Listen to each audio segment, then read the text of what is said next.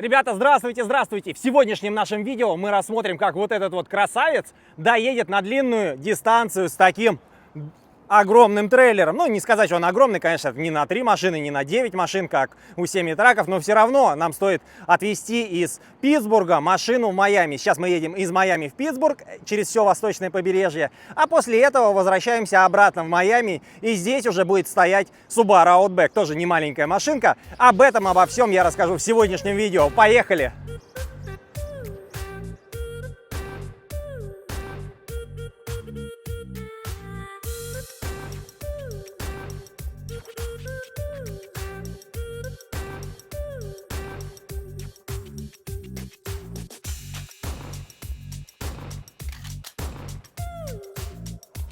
Начало путешествия в Питтсбург. Я вчера только забрал с тура Cybertruck. Сегодня прицепил трейлер. Ребята из U-Haul здесь в Майами не хотели мне отдавать трейлер. Афроамериканцы, когда узнали, что у меня Cybertruck. Сначала сказали, что я должен взять ихний трак и трейлер. Потом сказали, что у меня нет хитча, но у меня все есть. На Cybertruck здесь не нужна даже дополнительная, как она называется, не зарядка, а розетка, плагин для электрических тормозов. Здесь есть стандартная и есть U-Haul-овская. Так вот, не хотели отдавать, но я их убедил, что у меня все есть. Они в конце концов сжалились и через час отдали мне трейлер. Не хотят обслуживать Теслу, очень негативно относятся, лица были очень угрюмые, когда они все это дело делали. Трейлер такой, не слабенький, но одной машинки, я думаю, на него выше крыши, даже если на него загрузить какой-нибудь трак хороший, я думаю, уже будет ему не так легко. Аренда на 2 дня $116. Скорее всего, 2 дня мне не хватит, мне нужен будет еще 1 день. Поэтому буду смотреть. Очень странная, кстати, вот здесь вот история. Что-то перекосилось. Мне кажется, это так не должно быть. Ребята, как вы считаете, это должно быть так? Как я понимаю... Или... может быть, у них так эти рессоры расположены.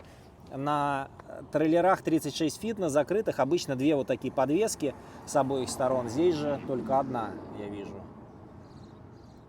Может быть, они просто ее поменяли? Нет, не поменяли. Смотрите, оси неровно. Здесь повыше расстояние, здесь пониже. У меня такое впечатление, что они просто не захотели менять запчасти определенные и слепили из того, что было. Резина более-менее.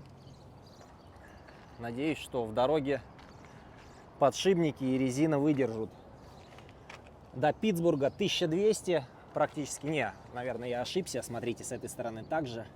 Наверное, здесь просто крепление, рессор такие.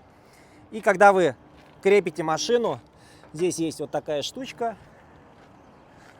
Чтобы вам было удобно выходить, вы в бок вот так все это дело откидываете, открываете дверь и выходите из автомобиля, который загрузили на трейлер. Очень удобно, недорого. И в то же время, как вы знаете, я постоянно снимаю что-то в путешествиях. Это, в свою очередь, еще и контент. Так, контент закрываемся.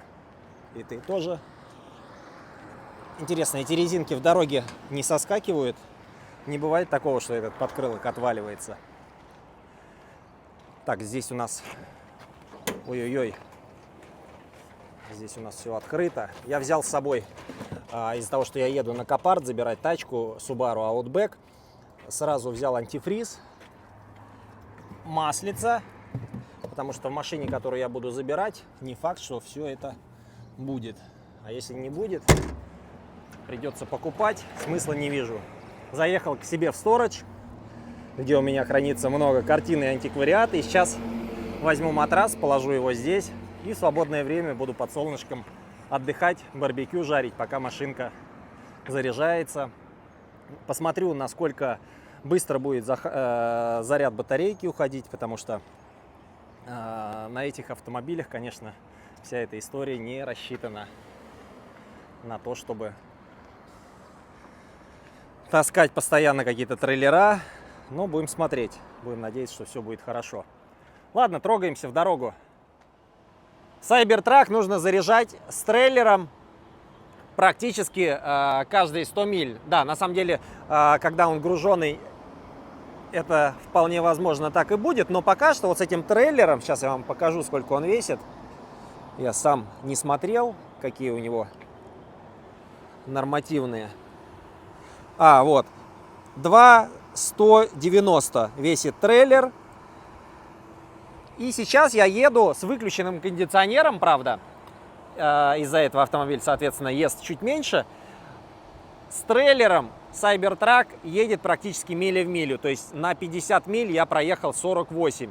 Потерял всего лишь по электричеству 2 мили. С трейлером 2300 ЛБ. Но я буду грузить сюда Subaru Outback. Subaru Outback в ЛБ я не помню, в тоннаже, по-моему, она тонну 800. Тонну 800, это получается, я смогу загрузить еще в районе 4000, по-моему, если я не ошибаюсь. 4000 ЛБ, это у нас выйдет общая масса в районе 6000. Трейлер и машина, которая будет загружена. И тогда мы посмотрим уже, как вся эта история будет вести себя на дороге, насколько Cybertruck будет быстро разряжаться. Но конкретно здесь я столкнулся с другой проблемой. Все эти заправки не рассчитаны на то, чтобы здесь заряжать автомобиль с трейлером. Если я подъезжаю, мне придется его отстегивать, где-то здесь парковать, там кидать в эту зону или в эту зону, потом заправлять, заряжать свою Теслу и пытаться ехать дальше уже на заряженной Тесле. Сейчас единственное, что я хочу сделать, попробовать дождаться того момента, пока ребята уедут, здесь еще одна машинка осталась, и зарядить Cybertruck вместе с прицепом. Подъехать аккуратно бочком, попробовать. Конечно, я займу сразу несколько мест, но это безвыходная ситуация, от этого никуда не уйти. Нужно брать, заряжать или терять время минут 15-20 на сцепку, когда отцепляешь, и на сцепку, когда уже прицепляешь. Очень не хотелось бы, очень не хотелось бы. Хотя это все-таки не 36 фит, маленький трейлер, не так сложно, но все равно лишнее время. И так 40 минут на зарядку я теряю, не хотелось бы дополнительно все это дело терять. Кстати, я взял матрасик. Чуть попозже, когда заеду в холодные региончики, на севере все-таки сейчас не жарко, надую здесь матрасик, и можно будет под открытым небом отдыхать, пока Тесла заряжается. Но это будет чуть попозже, наверное, часов через 8-9. Пока что я в Вест-Палм-Бич. Вест-Палм-Бич — это Мар-а-Лаго, недалеко от резиденции Дональда Трампа. Проезжаем мимо, дорога в Питер.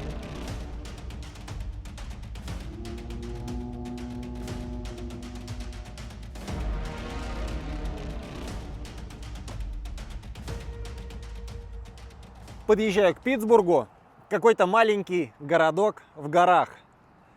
И здесь я столкнулся с проблемой. Температура начала падать. Я не знаю, на кустарнике это видно, нет. Но здесь в районе 5 градусов ночью были заморозки. И сейчас Cybertruck стал сильно-сильно терять свой заряд. И мне в этот раз хватило последний перегон с 80% до нуля на 124 мили. Это очень и очень мало. Не знаю, как будет все это выглядеть с машиной. Ужасно, ужасно. Машина будет весить еще. Здесь у нас получается трейлер весит 2,190 пустой, и машина будет весить еще 3,600, то есть еще два таких веса. Поэтому в лучшем случае на 100 миль на морозе с машиной груженный трейлер, и это не полная масса. Производитель говорит о том, что Tesla Cybertruck может тянуть 11 тысяч паундов. 11 тысяч паундов — это что-то в районе 4,5-5 тонн. Да, представляете, вроде бы как должна, но никто не знает, получится. Если в тоннах, кстати, переводить, вот эта вот история в районе 950, получается, килограмм весит вся вот эта конструкция. Ну, плюс Subaru Outback еще тонна 800. Это у нас получается где-то 2,700, 2 тонны 700 общая масса. По-хорошему, даже большой дом на колесах уже не получится вести за этим траком. Да, это не очень хорошо.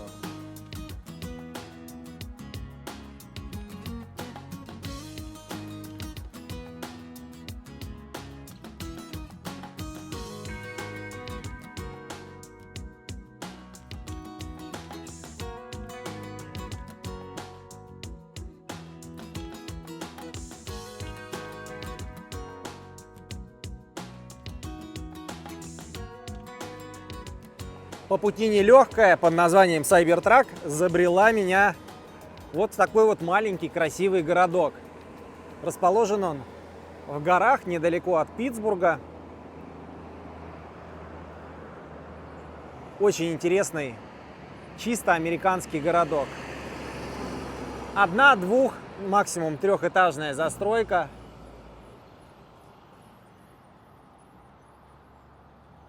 Очень много церквей, как всегда, Макдональдс, автозаправочная станция.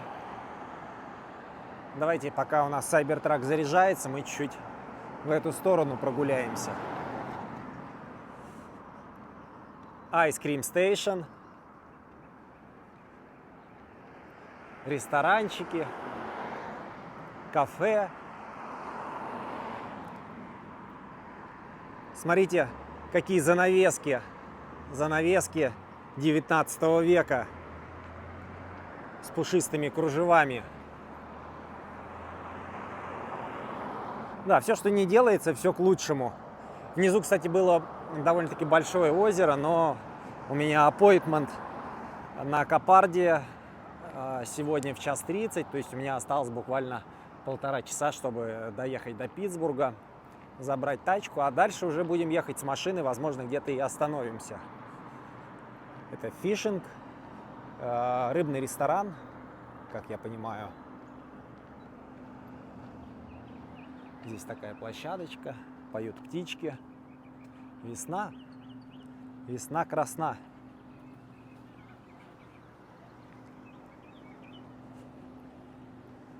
Очень интересно.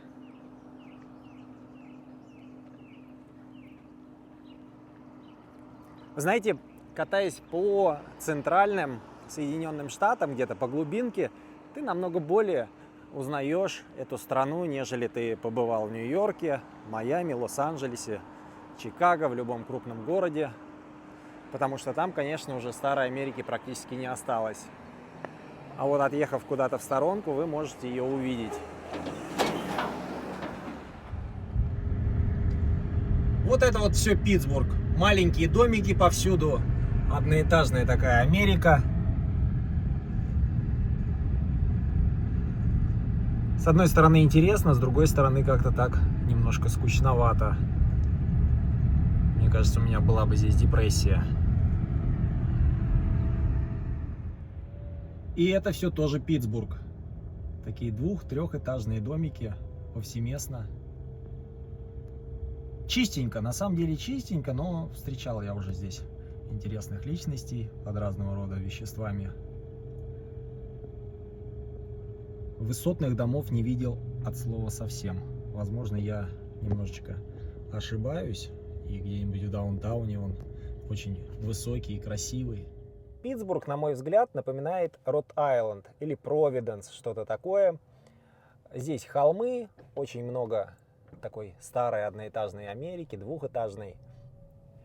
Провинциальный абсолютно городок. Я, честно сказать, думал, что Питтсбург это что-то такое типа маленького Детройта. Здесь какие-то промки, то все. Ну, я, конечно, не так сильно по нему катался, но то, что я увидел, а еду я сейчас еще в центр, посмотрю, какие локации там вокруг аэропорта и парковки Копард. То, что я вижу сейчас, конечно, это такая провинция. Прикольно, добрые люди, чистенько все. Ну, в определенном смысле чистенько. Здесь вот, например, если мы посмотрим, тротуара нет. Он полностью разрушен, так же, как и подъездная дорожка. Но не у всех есть экономическая возможность содержать все это дело. А так, в целом, очень красиво, чистенько. В центральной части города едешь. Вот здесь вот даже с этой стороны мы, если сейчас посмотрим, это какой-то большой парк, типа Централ парка в Нью-Йорке. И там такие газоны, какие-то старые строения, очень много растительности. Красиво. Красиво. Ну ладно, красиво это красиво, а нам нужно на Копард. Приехали на Копард, на меня здесь, конечно, смотрят такие: ты чё, говорит, на Сайбертраке приехал тачки грузить? Открыл кархолинговую компанию. На самом деле, конечно, люди улыбаются, смеются. Но я тестирую. как минимум я сюда уже приехал. Осталось вернуться обратно в Майами. Сейчас двигаемся с вами к офису. Нужно быстренько оформить документы, забрать тачку, застрополить. И потом у меня есть такое желание где-нибудь здесь найти отельчик. Единственное, чтобы можно было тачку с трейлером запарковать. И после того, как запаркуется вся это дело, можно или по городу прогуляться, или, может быть, даже отдохнуть, потому что еще сутки в дороге. Так, подходим, у нас Копарт, виднеется офис. Единственное, я не распечатал бумажку сегодня под Копарт. Не знаю, есть ли у них здесь такая возможность, они бывает отказывают, зависит от сотрудников на местах. Я только оформил документы, а мне уже вывезли машинку. Стоимость автомобиля была 3700, короче, со всеми делами 5000, плюс $600 у меня на зарядке вышло на Теслу, то, что я сюда приехал. Вот у нее damage. О, я думал, что у нее задняя рамка гнутая. На самом деле, наверное, рамка не гнутая, просто замена задней двери и замена или реставрация заднего бампера. Как вы думаете, можно попробовать вот эту историю всю, да, чуть уменьшу, вытянуть? Вытянуть здесь ребро такое было. Они его, конечно, лихо замяли. Единственное, собака ездила в салоне, там все в шерсти. Все в шерсти. Ну, Outlander в прошлом году из Нового Орлеана, видео на канальчике, я брал примерно в таком же состоянии. Поэтому все это дело почистить, помыть, побрить. Что там у нас? Что это такое? Какие-то запчасти. Сейчас мы вытащим. Вот такие вот запчасти. Ладно, потом с этим совсем разберемся. Интересно, интересно. Ну вот здесь у нее какой-то дэмидж тоже. Надо будет ее, конечно, полирнуть. Но сверху у нее, смотрите, рейлинги. Может, ее вообще себе оставить и поехать на ней в путешествие? Я думаю, ее нужно будет пореже заправлять, чем этого друга. И подешевле она в эксплуатации будет, там, чем Cayenne. На других машинках не хочется ее помыть, все привести в порядок. Давайте заглянем, что там в багажнике. У нас там практически все есть, коврики, все дела. Открывать не буду, потому что нужно сейчас все это дело застрополить. И поедем в дорогу дальше.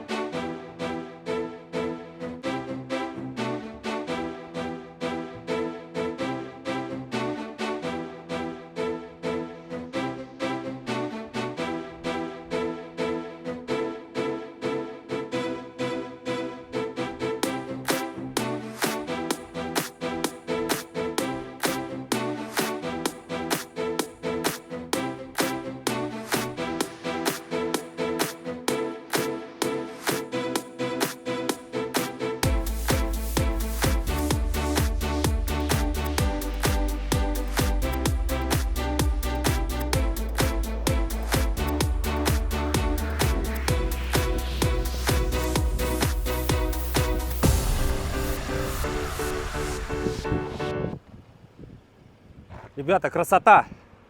Сейчас быстренько все это дело застрополим и поехали. Возвращаемся в Майами. Сейчас посмотрим, как Cybertruck будет вести себя с 6000 паундов. Точнее говоря, здесь 5800 паундов. Общая это тележка и сама машинка. Да, не будем задерживаться, поехали.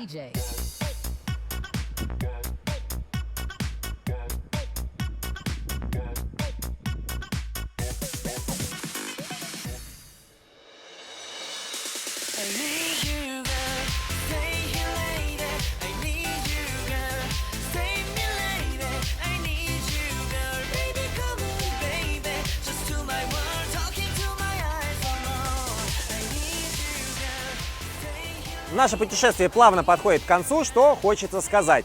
Вот на этом автомобиле я потратил, у меня осталось буквально 200 миль, но сейчас я уже понимаю, сколько мне денег еще нужно будет потратить. Я потратил $670 из Майами до Питтсбурга, это 1180 миль туда и 1180 миль обратно. Совокупно получается 2360, если я не ошибаюсь, миль. Если бы я поехал на Porsche Cayenne, к примеру, в это путешествие, у меня есть также 3-литровый Porsche Cayenne, на котором бы вся эта история стоила порядка $450-480 на всю дорогу. Поэтому говорить об экономичности электрокаров я, наверное, бы не стал. Я изначально думал, что у меня есть большой объем бесплатной электроэнергии, но Tesla дает 15 тысяч миль после покупки нового автомобиля бесплатных. Ты можешь ездить, а потом, будь добр, дружище, плати. И здесь одна заправка у меня выходит в районе $30-35, в зависимости от того, какой объем я заливаю. Когда вы двигаетесь с трейлером, здесь я уже говорил, у нас по паундам в районе 6000 паундов. На автомобиле Tesla с двумя моторами, Tesla Cybertruck с двумя моторами, мы сейчас не говорим про трехмоторную версию, то вам хватает зарядки с 80 миль до практически нуля. Сейчас я высадил батарейку до 3%, так тоже нежелательно делать. Примерно на 110, максимум 115 миль. В лучшем случае. Если вы будете заряжать по полной и ехать до нуля, вам хватит на 130-135 миль. Из-за того, что машина груженная, сама по себе машина весит 3 тонны, по-моему, Cybertruck. И плюс вы еще добавляете 6000 лб, это в тоннаже, по-моему, 2600, что-то такое. Такая история, поэтому вам нужно рассчитывать на то, что ваш автомобиль будет разряжаться намного быстрее. И раз уж мы затронули путешествие с прицепом, я что-то говорил об этом трейлере, но хотел бы, как человек, который работал на кархоллере, у меня был 36-футовый трейлер, как некоторые из вас знают, вместе с рамом 3500, сказать пару положительных вещей. Из-за того, что этот трейлер коротенький, ну, относительно коротенький, на него, кстати, можно загрузить автомобиль намного длиннее, чем этот Subaru Outback, а он совсем не короткий. Сюда можно американца какого-нибудь хорошего, маслкара старенького поставить.